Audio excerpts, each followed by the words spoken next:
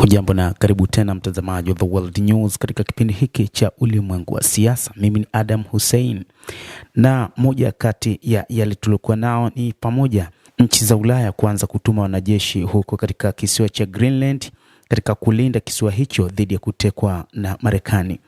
Kikosi cha wanajeshi 15 wa Ufaransa kimewasili katika mji mkuu wa Greenland, Nuuk, huku mataifa kadhaa ya Ulaya yakituma wanajeshi wake huko kama sehemu ya kile kinachoitwa ujumbe wa upelelezi. Hatua hiyo ambayo pia inajumuisha kupelekwa Greenland kwa wanajeshi kutoka mataifa ya Ujerumani, Uswidi, Norway, Uholanzi na Uingereza inakuja wakati Rais wa Marekani Donald Trump akiendelea na mpango wake wa kutaka kumiliki kisiwa hicho cha Arctic ambacho ni sehemu inayojitegemea ya Denmark. Rais wa Ufaransa Emmanuel Macron amesema kikosi cha kwanza kitaimarishwa hivi karibuni na mali ya ardhini, angani na baharini. Mwanadiplomasia mkuu Olivier Poivre anatafsiri kuwasili kwa ujumbe huo kama ishara kali ya kisiasa. Hili ni zoezi la kwanza tunaonyesha Marekani kuwa NATO ipo. Mipango ya NATO ni kuona kwamba wanalinda kisiwa hicho kutokana na mashambulizi ambayo huenda yakafanywa na Marekani, licha ya kwamba Marekani ni sehemu katika umoja wa NATO. Harakati za wanajeshi hao zinakuja baada ya mawaziri wa mambo ya kigeni wa Denmark na Greenland kuzuru Washington kukutana na makamu wa rais wa Marekani JD Vance mnamo Jumatano.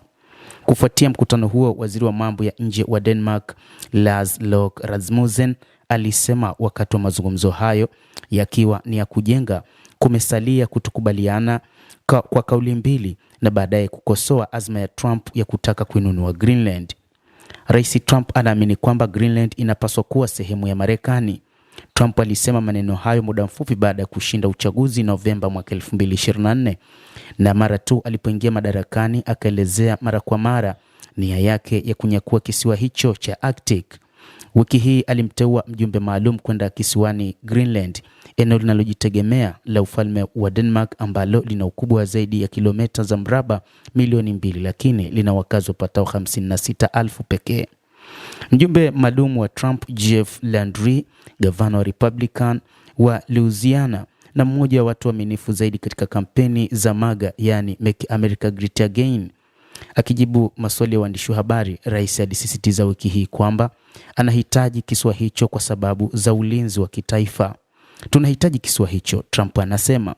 Tangazo hilo jipya lilikasirisha serikali ya Denmark ambayo tena ilidai kupitia njia za kidiplomasia kwamba rais wa Marekani anapaswa kuheshimu uhuru wa eneo la Greenland.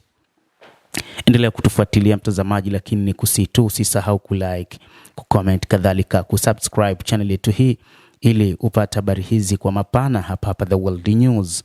Naitwa Adam Hussein, endelea kuwa nasi wakati wote.